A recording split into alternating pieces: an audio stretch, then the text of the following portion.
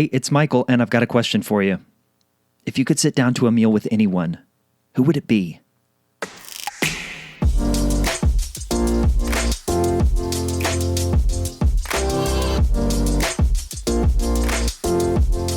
Welcome to the follow-up question. I'm your host, Michael Ashford. Come with me on a journey as I explore what it means to find common ground at a time when it feels increasingly harder to do so. To listen more than we speak so that we can understand that our differences don't have to divide us. My aim with this show is to bring you perspectives and ways of looking at issues or topics that perhaps you haven't considered before. To teach you how to ask more, better questions so that we might become more reachable as people. I'm a former journalist who believes everyone has a story to tell, and it's only when we ask questions and listen that we reveal what connects us as humans. Our dreams, our desires, our experiences, our ideas, and what we stand for rather than what we are against.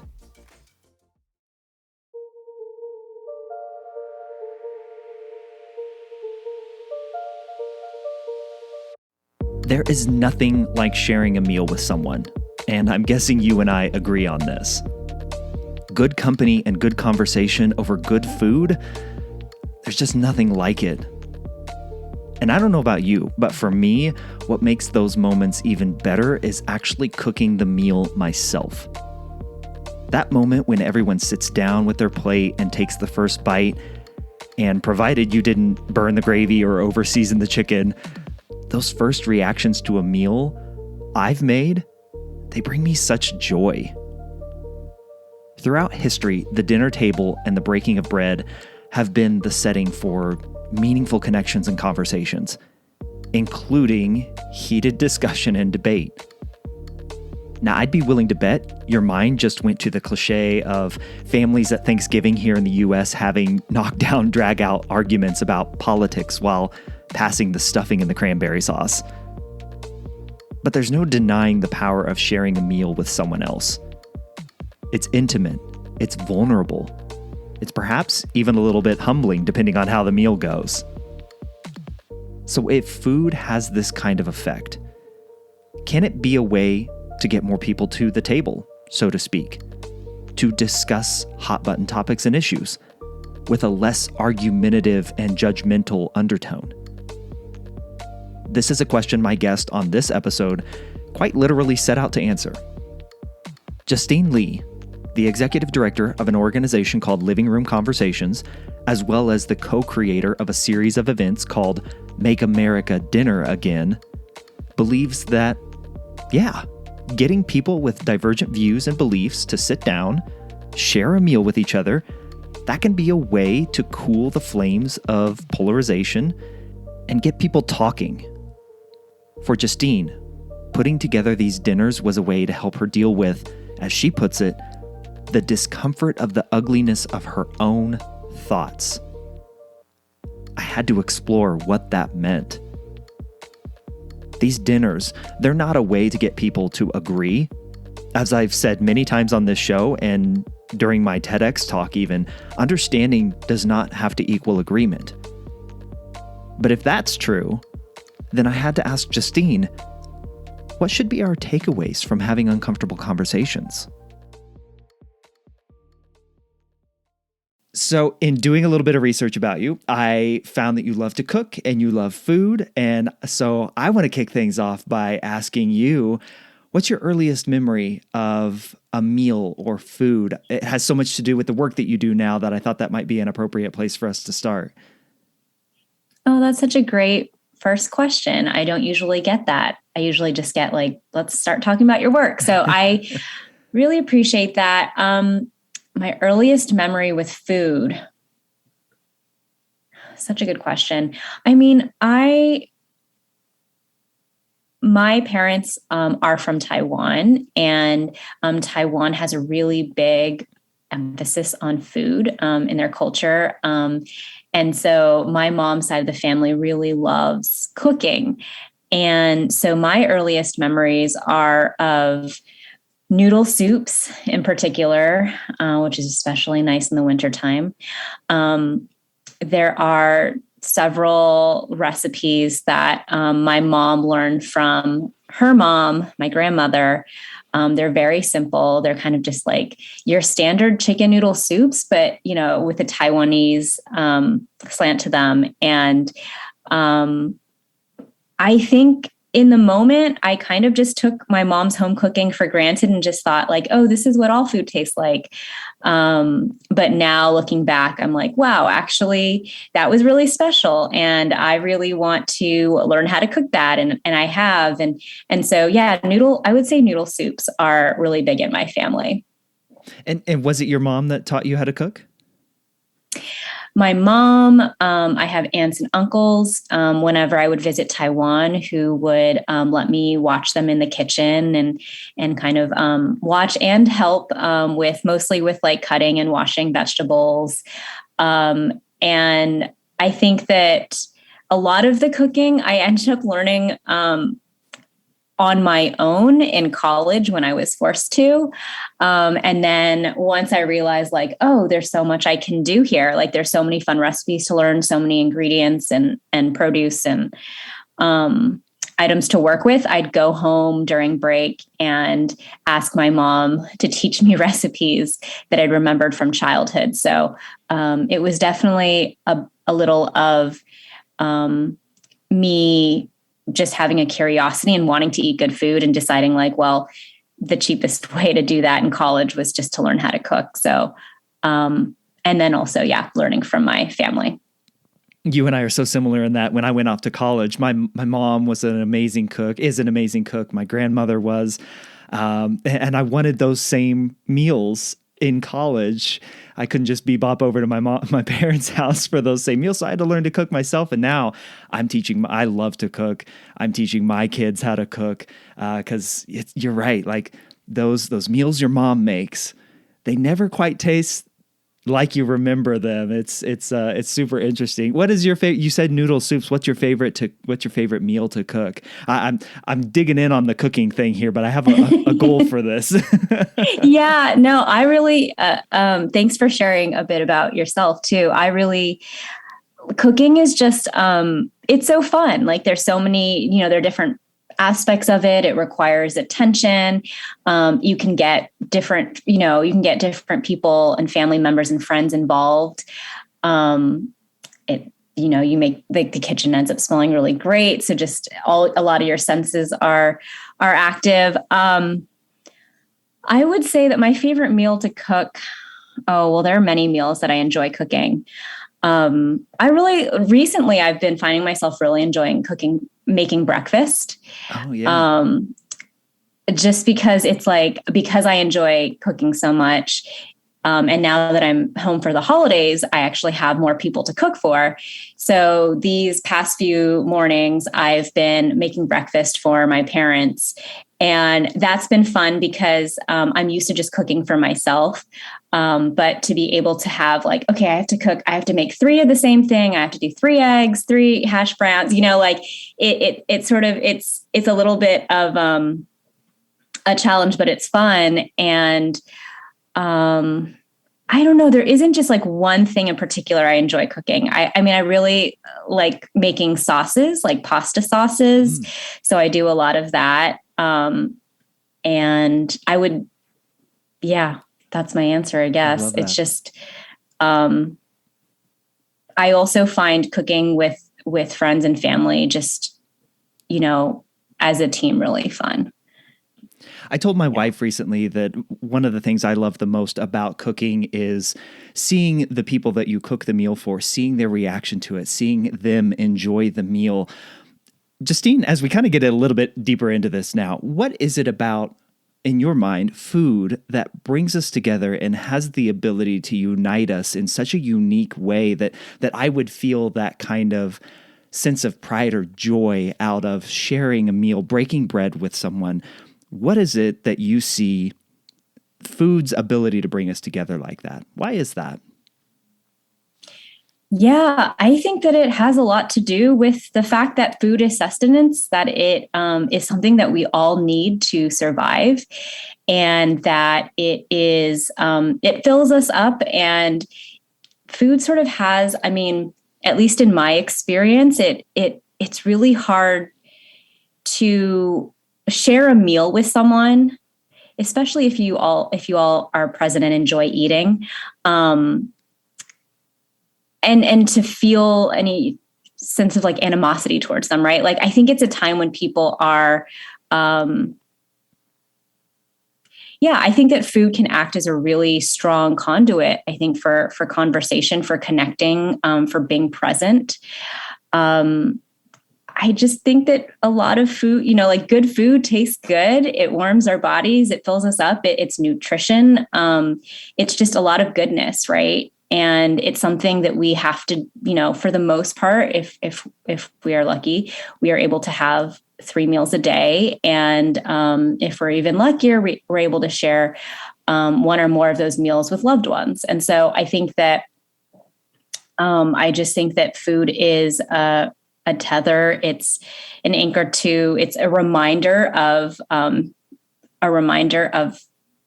just the fact that we're human and that we require this sustenance. And I'm really fascinated with all the like rituals that have come from sharing meals together. There's just such a breadth of rituals and cultural experiences that have formed over centuries. And I just find it really heartening and heartwarming that we continue doing that, that we continue a lot of these rituals. And it's what ties us to, it's one of a really strong thread, I think, that ties us to our family members, our ancestors. And so I think it's just really cool to be able to keep that up, right? To keep finding moments to celebrate life and be in community through meals. What's one of those rituals that holds particular meaning to you that you love, that you just mentioned? Yeah, so a ritual in my family, in my immediate family, so with my parents and my brother, is for both Thanksgiving and Christmas, we do big meals where we cook together. And I think it's just that whole process. Like, we get started in the morning and it's just like, we'll have cheese and crackers and sometimes wine as we're starting to cook. And we're like, we're munching on these snacks while we're beginning to cook. And it's just that like energy in the kitchen and the dining room right outside the kitchen. We're just like in and out. One person is using the oven. The other person needs to use the oven in a bit. How do we time things? You've got things on the stove going and just like, and then the folks who are maybe, want to help out, but they're less interested in actually being responsible for a dish. They will come in and out and help, chop vegetables for a little bit. They'll do some cleaning, like, it's just, I think it's just this, like, the chaos that like that energy. We usually have music playing. I don't know. I just like love the feeling, and it's never anything that's like super planned. It's just like happened really organically over the years, and we've just kept it up. Yeah, I would say that is like one of my favorite things, my favorite ways to spend time with my family, just because it is so much like we're so much present in the moment with each other, and we're working towards this delicious meal. And then when we're, like when people say for me, the process of cooking is what's enjoyable. Sitting down to eat, really great too, but sometimes that like is over in like half an hour, like we're all just quickly eating.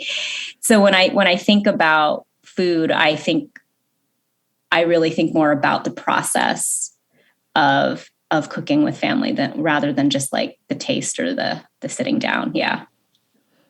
Justine, when did you begin to then marry this world of food and cooking and that process that you just described with the work that you do now with Make America Dinner Again and living room conversations, these things that are bringing people together a lot of times over meals to have really difficult conversations? What sparked this push, this passion of yours?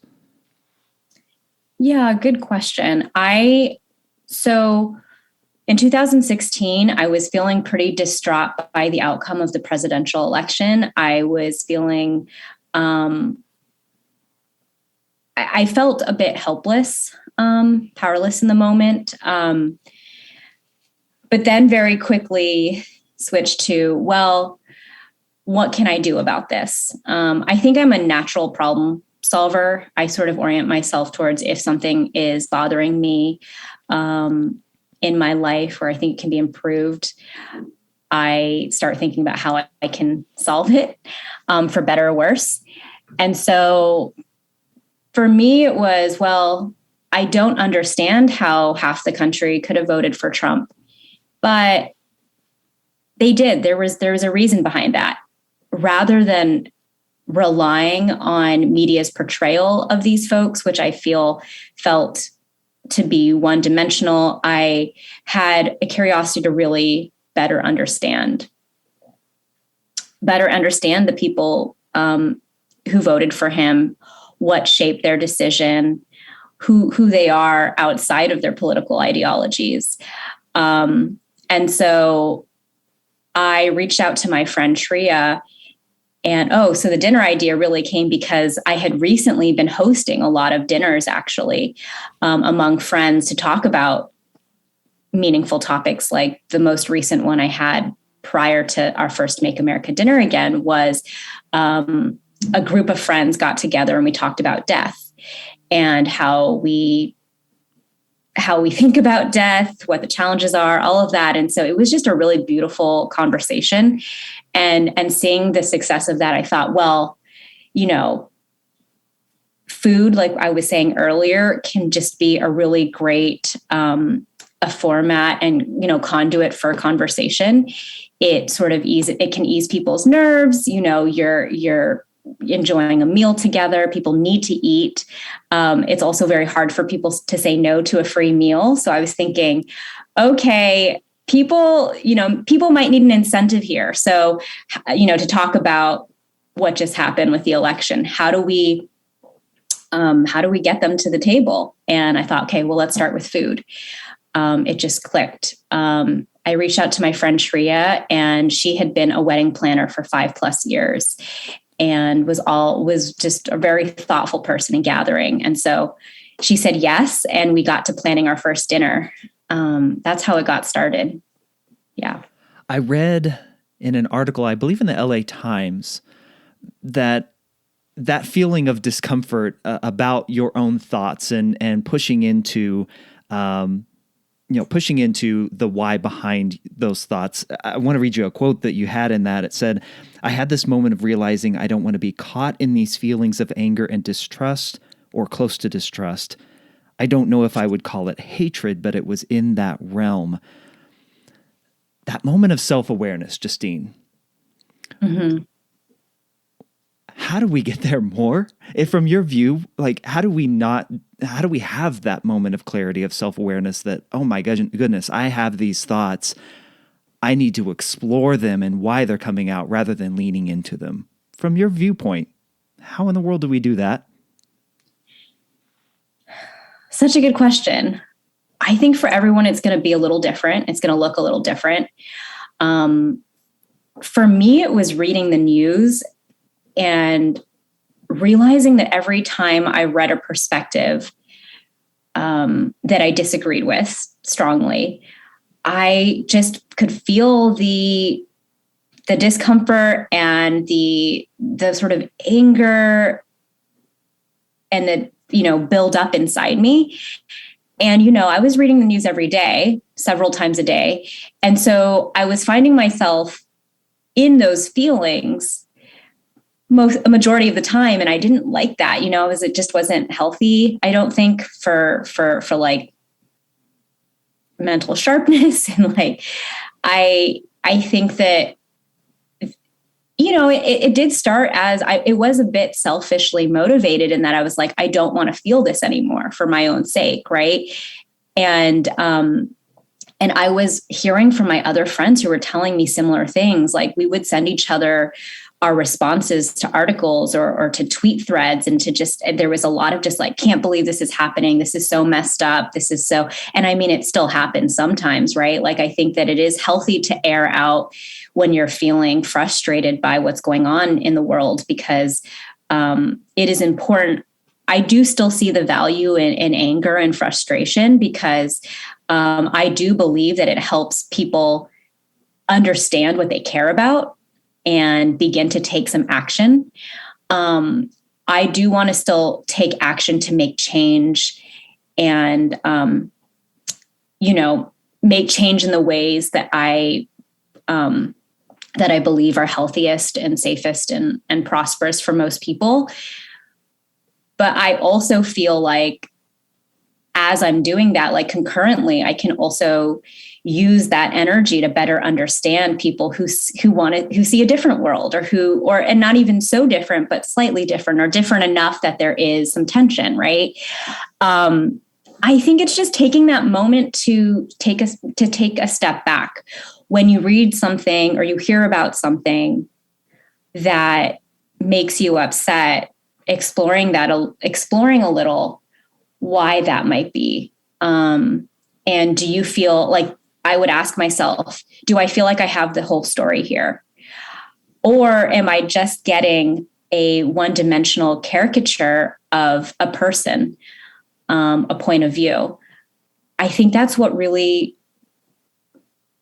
motivated me to reach out to folks outside of my political ideology, outside of my social circle. Because I was just like, I don't think I'm getting the full story.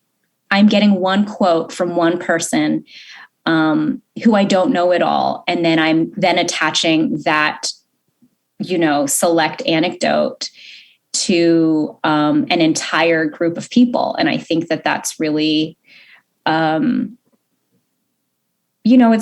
narrow. And I think that it's not helpful.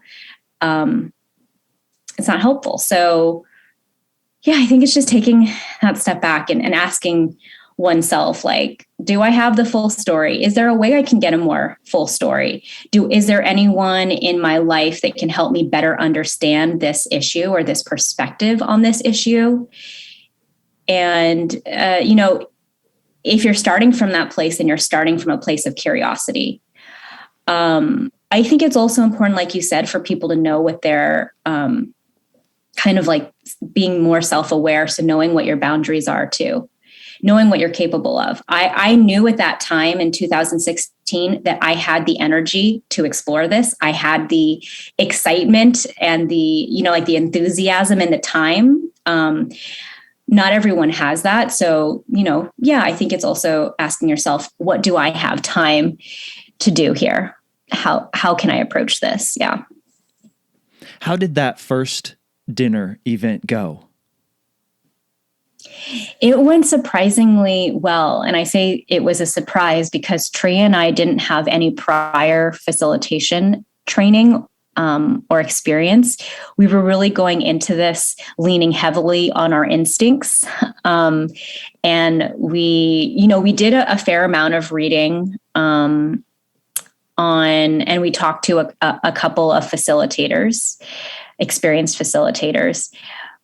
But I think that this was, we kind of knew going in, we're just going to have to see what happens. We're bringing together folks who voted for Trump, for Hillary, for third party, and even one person who did not vote. And so it's going to be a mixed group. Most of them do not know each other, and only a couple of them knew me or Tria. And so it was really, we're going into this really fresh and with kind of a blank slate.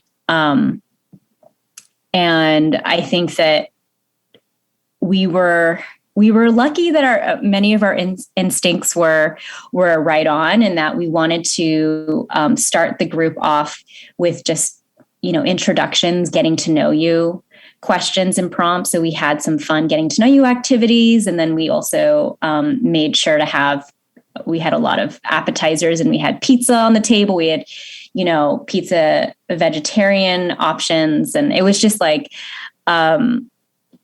really setting the tone. We had, I'm trying to think, this was our very first dinner. Yeah, we had these noisemakers. Oh, they were kazoos. That was our very first dinner, was kazoos. We gave everyone a kazoo, and we said, when we kind of set some group guidelines, one of them was, if at any point you feel uncomfortable and you feel like you want to pause or redirect the conversation, you can blow into your kazoo. And it was sort of silly. We actually had everyone practice. We're just like, this is what it sounds like. And it was just a silly moment that I think actually eased a lot of people's nerves. We're like, we don't expect to use these. We hope not. But like, we want to give you this kind of this safety in case something does come up. Right. So we all had a laugh, and then we got to talking. And in the end, we didn't have to use the kazoos. I think everyone who showed up, really, we were lucky. People were there genuinely to better understand each other. We were reflecting on the campaign cycle. We were also looking forward. And because this was before the inauguration, like a few days before Trump was inaugurated, a lot of it was speculation. Like, we didn't really know what his presidency was going to entail. So it was a lot of like, well, what do we think is going to happen? We don't know. At the end of the discussion, we actually had a really nice wrap-up activity, which was asking all of our participants to write on Post-its their hopes for our country's future. And we asked that folks not write their name, and we just put them on a wall. And we saw that pretty much there was so much overlap. And even across people, even across the different political leanings. And that was really cool to see. We read them aloud together. We started clustering them, and we were just like, let's all like hope for this to happen. Let's try to work towards some of these things together. So it was a really pleasant conversation, and it really motivated me and Trita to keep going with it. Yeah. That message at the end there, that activity of hope and looking forward. What you said something earlier that there was a lot of understanding that came about from these people from all different sorts of political spectrums about one of the most divisive elections that I think up until 2020 we'd really ever experienced. What is the hope that people take away from this, Justine? I say all the time, like, understanding does not have to equal agreement. So what is the takeaway for the participants who come together over a meal and have these kind of really deep, thoughtful, introspective conversations about hot button issues? Where do they go after they stand up, shake hands, and leave? Good question. I think that my hope is that they take some of what they've learned from this dinner, how to communicate, how to better listen with curiosity, how to discuss, complex and challenging topics respectfully. They take some of this into their daily lives, into their relationships with friends, families, colleagues, neighbors, other community members. I think that it's imagining a better way of relating to each other. And I really do believe that everyone has it in them to begin incorporating some of these, practicing listening better. We're all capable. Like a lot of our guidelines for our dinners and living room conversations are rooted in things that we learned as kids growing, treat others as you'd like to be treated, that sort of thing, right? Like, we all know how it feels how good it feels when someone, to feel heard, right? To feel like, and like you're nodding, and I feel like I feel like you totally, you've made me feel like I can open up and share. And these are all things that we're capable of. I think we've been a little out of practice collectively, and individually. And I think that my hope is just that the folks who participate continue, and the folks that have not participated yet, but are curious, who maybe don't see themselves in this work, begin to see themselves in this work. I don't think that you need to be someone who's a political pundit, an activist, or anyone, super well versed on any one topic. If you care about our country, if you care about your neighbors and the future of humanity, then you have a place here. You have a place at the table. Like, you have every reason and right to be to participate in a MATA dinner or a living room conversation, as long as you're willing to share and to hear others. That's all it takes. And so, yeah, that would be my invitation to all your listeners. You talked about the facilitation of these dinners and these events was kind of a learn as you go type of thing. I'm interested, what does it look like to facilitate one of these? What are the agreements that you have the participants kind of abide by that, like you just said, that you hope they take with them? Again, we could probably guess the things that we learned as young children, but what does it look like for you to facilitate one of these? And what are you getting people to agree to? Yeah, that's great. So MATA had a set of guidelines that we created. I'm finding, and Living Room Conversations and many other organizations have similar agreements. I really like Living Room Conversations, so I'm happy to just share a few of those. Yeah, please do. Yeah. So, there are 6 conversation agreements. The first is, and one thing to note is that we refer to them as agreements, guidelines, or norms rather than rules, because there are some folks who are kind of prickly about the term rules. And we also want people to feel like it's something they're agreeing to and not just like abiding by, or, and so that's why we frame it that way. Sure.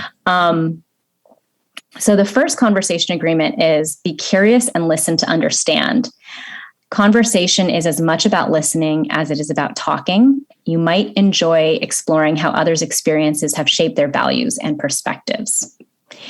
So both MATA dinners and Living Room Conversations really focused on drawing out people's personal experiences and stories rather than talking points.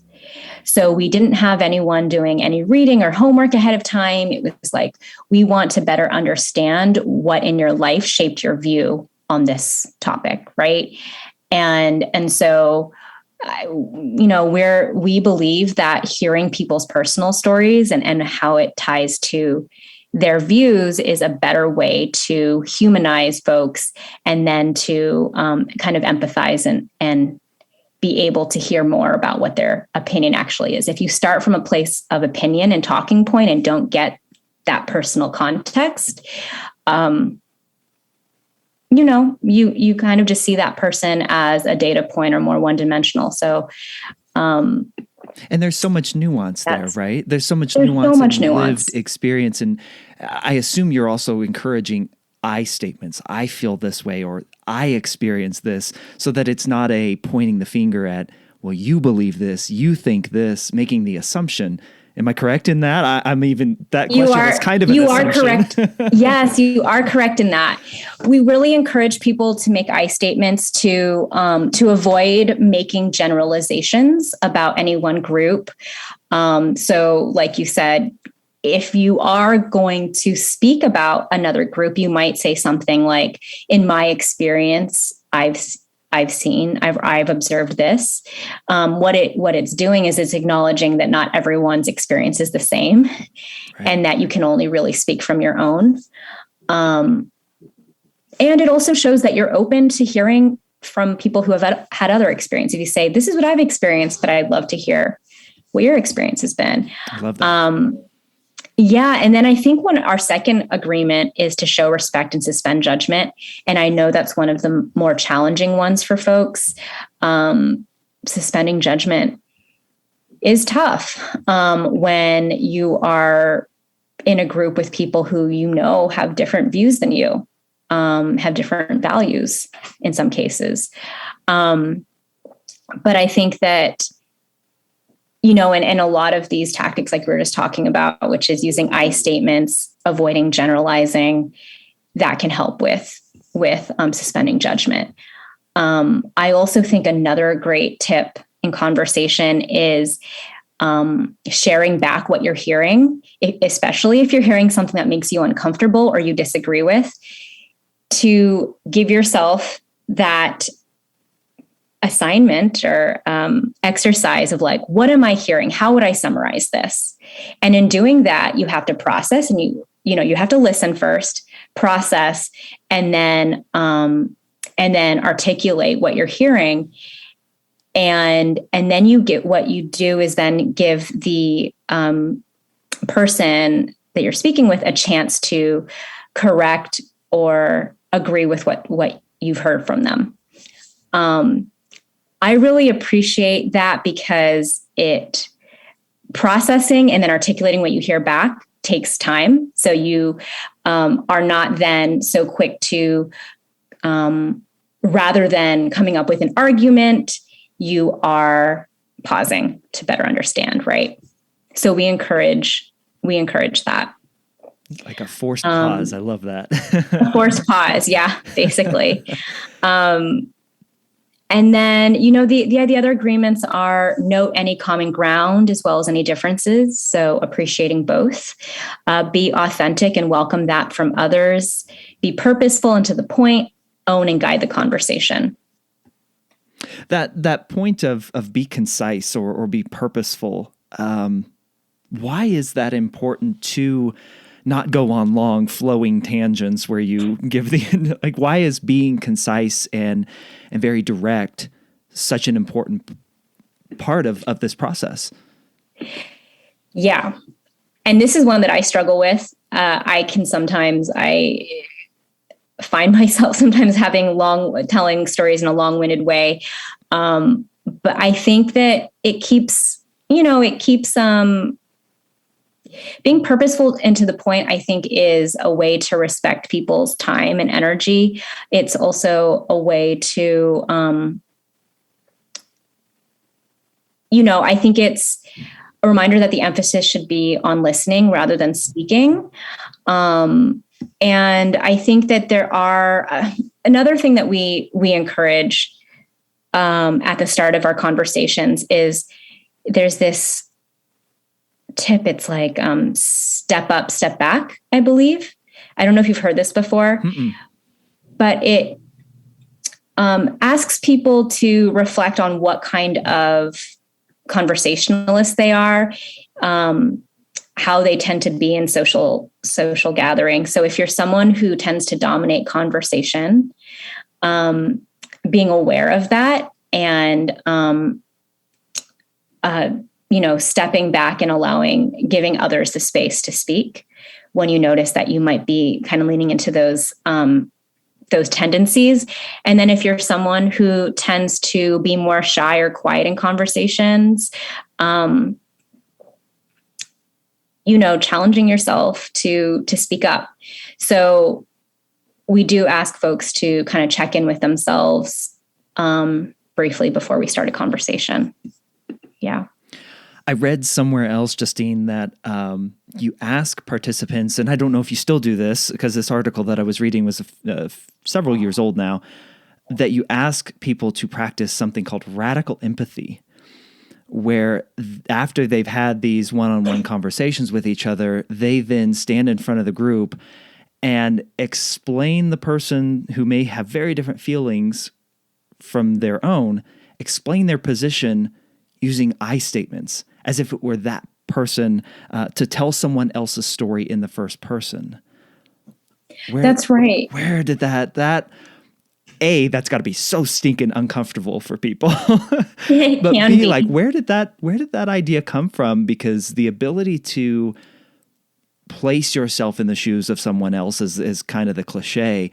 That takes it to the extreme, right? To state their position as your own. Where'd that idea come from? Because I love that.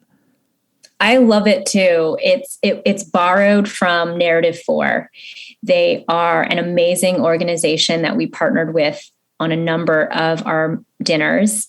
They take this method across, they're focused on youth. So they work with a lot of middle school students but also adults using this method. And I think that it can be really powerful for participants. It's similar to some of the tactics I was talking about before, where you're kind of like forced, when you're forced to tell someone's story and further to tell it in the first person, it gets you, you're going to want to make sure you do a good job. Right. And you're going to listen carefully. And it's really cool to see I've participated in like 4 or 5 of these story exchanges, and people get really into it. They really try to embody, in a respectful way. They try to embody their conversation partner, and it can be really moving, because some people end up sharing stories that are really personal and involve, sometimes trauma or really challenging moment or time in their life. And so, it can be a really moving experience. And I think that everyone who I've worked with on that has just felt a lot more connected to people afterwards. It's really great. Yeah. I can imagine so. And I'm just thinking, like, it breaks down those stereotypes and those generalities that you mentioned earlier. Like, that's very different than if you tell somebody's story through their own lived experience, through the nuance. And you may not agree, but at least you have that commonality of being able to share their stories. So that flows me into my next question, Justine. How do we put this into practice? How do we, in the moment where the arrows are slinging out there in the real world and it's not a facilitated discussion and we feel the temperature rising within our bodies, how do we effectively take what you've described here and not let it get to that point? Yeah, that's a big question, right? No, it's a great question. It's a good, I would even take a step back from that and encourage people to ask how to explore and get to know themselves better. I have found, actually, through having these conversations, I've gotten to know myself better. But it's actually made me more interested in figuring that out, because, in having these conversations, I have learned what topics just really set me off and get me riled up, and where are some topics that I need to do a little bit more reading or research. What are topics that I care deeply about, but may not have personal experience with. I'm just kind of figuring out, like, just a lot of things about myself, how I communicate, what my communication style is with other certain personality types and all of that. I think that this work requires, I do believe that anyone can participate, but I think that to be successful, you need to also be invested in getting to know yourself better.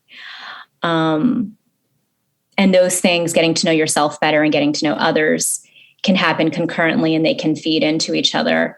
I would just say, keeping in mind that we share this country, and there's really no getting out of that, right? Like,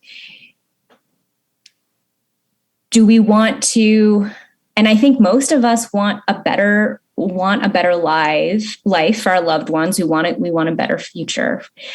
I think we have different priorities. We have different ways of getting there. And I know this has been said before. I feel like a bunch of politicians have said this before. But it's like, I really believe that the best way to move forward is to better understand each other, rather than being kind of like siloed and each trying and like talking over and at each other. and then like pulling each other down, like I just feel like, okay, let's spend some time here at this first level, at the ground level, just like relating to each other, better understanding each other. That way we can actually, find where there is common ground, where there are projects or solutions that we can work on together. And see what happens. I think if we keep that like larger goal in mind, and we also on the micro level, in our neighborhoods, within our families, our work teams,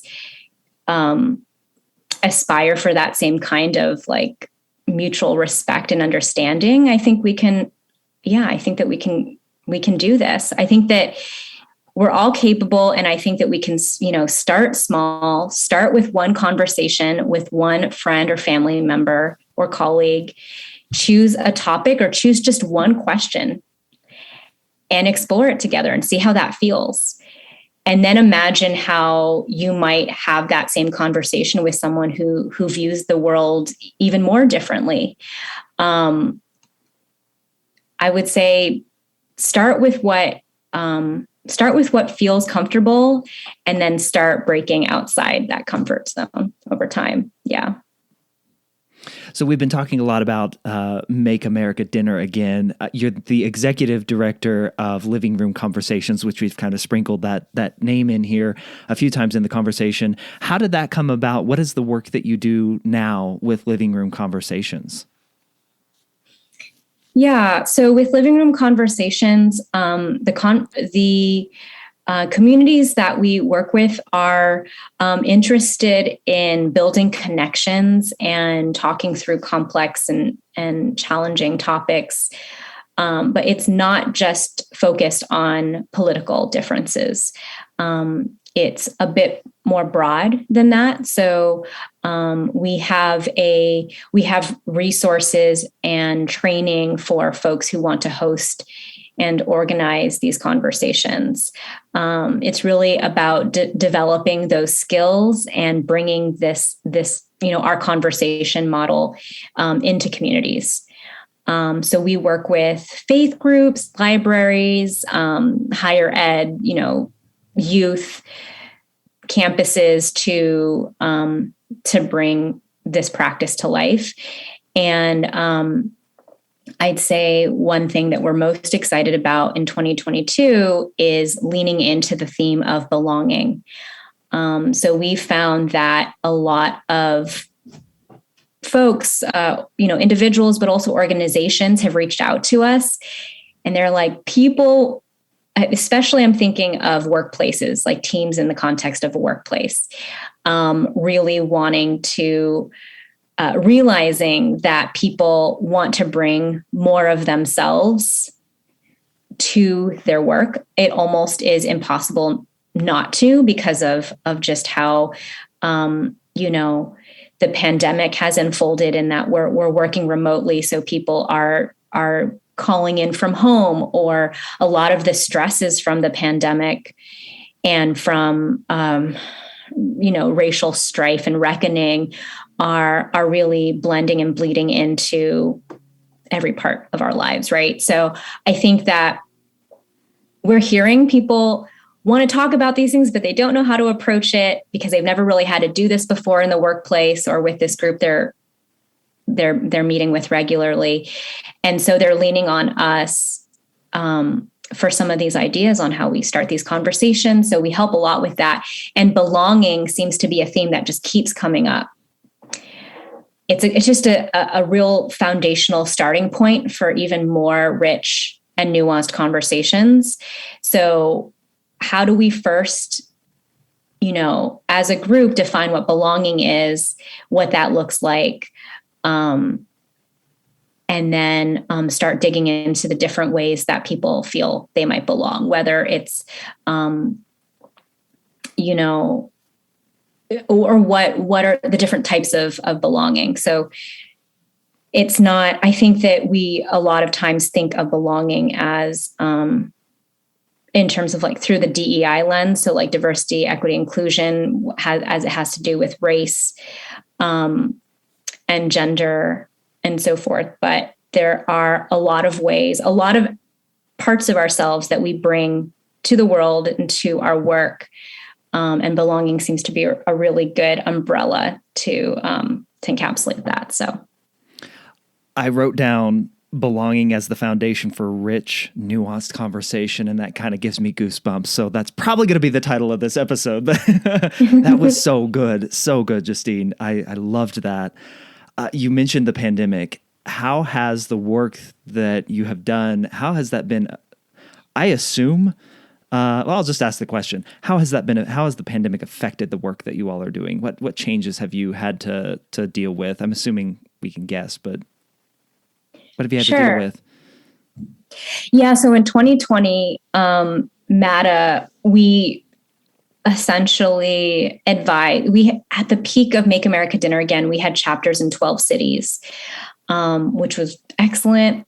And a chapter meant there were at least one dinner happening per month in that city. And we had, just wonderful volunteer hosts who were giving their time to making these dinners happen. In 2020, we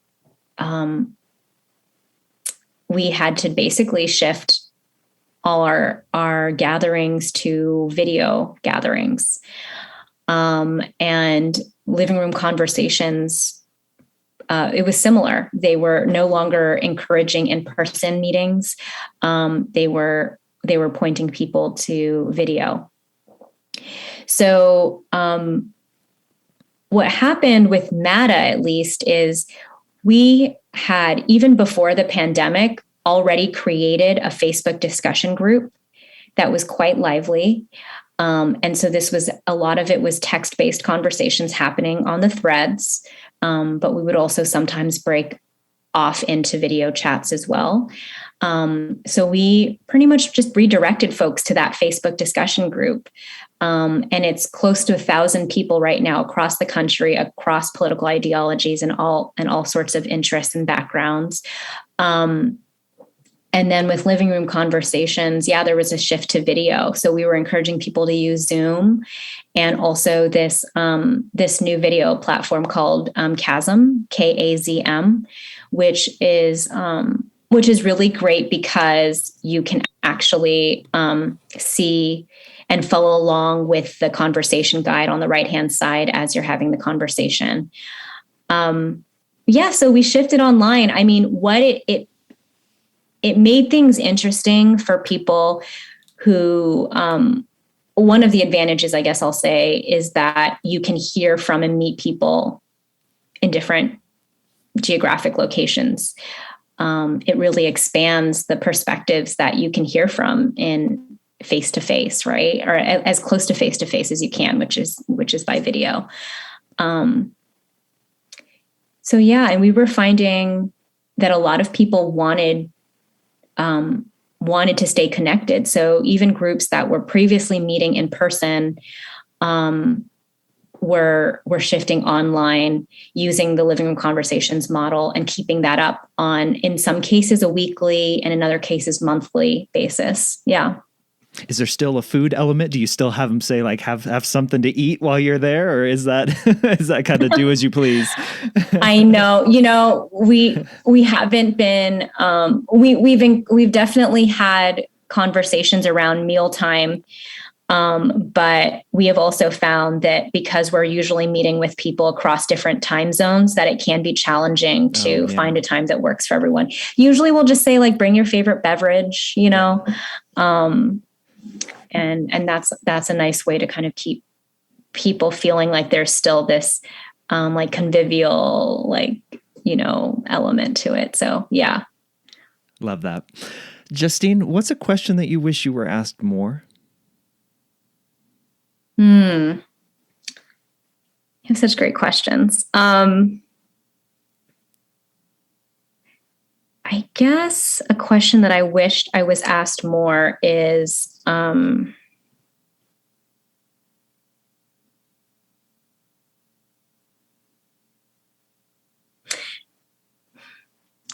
question that I get asked that I wished was framed differently, I do get asked a lot, has your mind changed on any issue after engaging in these types of conversations? I think I'd rather be asked, like, what have you learned from the people you've talked to? What have you learned from the people you've been in conversation with? I think that a lot of people are interested in sort of what is a change that has happened? What is a tangible change, right? And for me, it's not about changing my mind or seeing that kind of like dramatic like shift where it's like, oh, I once, supported this policy and now I no longer do because I talked to, a Republican. It's like, no, actually, it's really not about that, right? For me, and I think for Living Room Conversations and MATA, we're not about changing minds, debating, or becoming better, making stronger, better arguments for our side. It's really about expanding our understanding of people, of each other, of ourselves even. And I think that I'd love to be asked, like, what have you learned, from others, from what it means to grow up in rural Arkansas, what it means to be a libertarian. I felt like I had a pretty narrow understanding of a libertarian before I started these conversations. Now, I've, a majority of the folks who I consider that I've gotten to know who identify as right-leaning are libertarians. And it's been really interesting learning from folks. And so, yeah, I would love to be asked, like, what have you learned? It's coming. What have you learned, Justine? What is something that you have learned through all of this that has affected you? Yeah, I would say that broadly, I have learned that many people make decisions based on their upbringing, their environment, who were strong influences in their lives, whether it was their parents, guardians, siblings, teachers. And I think that most people make their decisions with the best they can, right? Based on their experiences and sometimes other inputs as well. But I feel like a lot of it is based on our experience. I've learned, so that's kind of broadly speaking. And then I would say specifics. I learned a lot about, a lot of the folks I met through Make America Dinner Again were gun owners, and they opened me up to the different social groups within the gun owning community and folks who are Second Amendment supporters or advocates. And I just had no idea that there are like LGBTQ groups. There are groups who identify as Democrats, but they are gun owners and have opinions on that. I also received a lot of book recommendations, and one of them was a story about a person who's incarcerated and faced the death penalty, and his experience with learning about Buddhism and becoming a Buddhist himself. And that book actually really transformed my view of the death penalty or capital punishment. Before, I felt like I had a really simplified view of it, but it helped me. It made me more interested in that topic. I ended up watching some more documentaries, and I feel like I have a stronger opinion regarding it. So that was another learning. I think that I just, the fact that I can put faces to, or whenever I think of a policy now, I don't just think, oh, there are two sides to it. There's the right and the left. I think, I actually know a lot of people who like some ideas from the right, like some ideas from the left, or they feel that the right and the left, the policies that are presented are actually limited, and they have their, I don't know. I just feel like everything I see I just see things in a lot more nuanced way. I don't take news headlines at face value. When I read an article and I see 3 quotes from 3 different people, I'm like, well, there are 50 other people with 50 other opinions. And I understand that media is limited in their resources, and also our attention spans are short. So there's only so much that we can digest each day.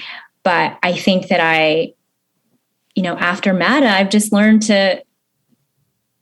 to appreciate that nuance, to know that nuance is always there. And I feel like I now have a community. If there is ever an issue that I want to dig into some more, or a current event that is taking up my mind, there is a group of people I can lean on to basically say, what do you think about this? Like, how are you thinking about this? Like when the Capitol Hill riots happened last year, the first group I thought of that I wanted to talk to about it was our MATA discussion group. And there was something really nice to know that over the past, 4+ years, we had created this camaraderie where I felt like I could go to that group, and there'd probably be some views that come up that would make me, that kind of be prickle and make me feel uncomfortable. But I knew that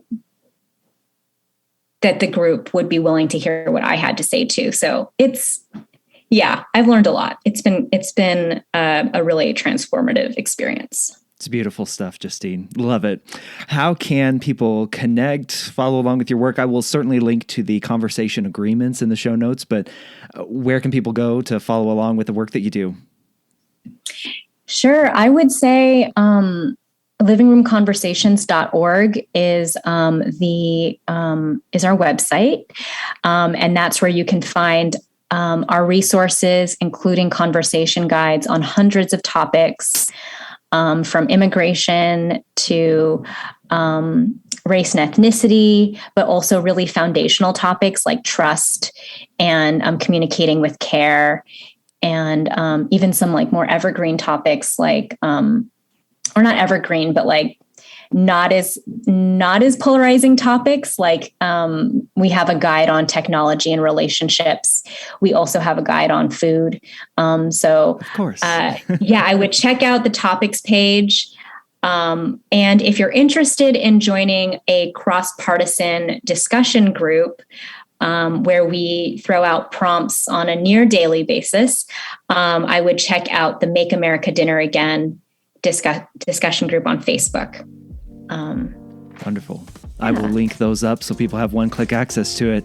Justine, this has been super enjoyable. I have learned from you, and I appreciate that. And thank you for spending some time with me today. Thank you so much.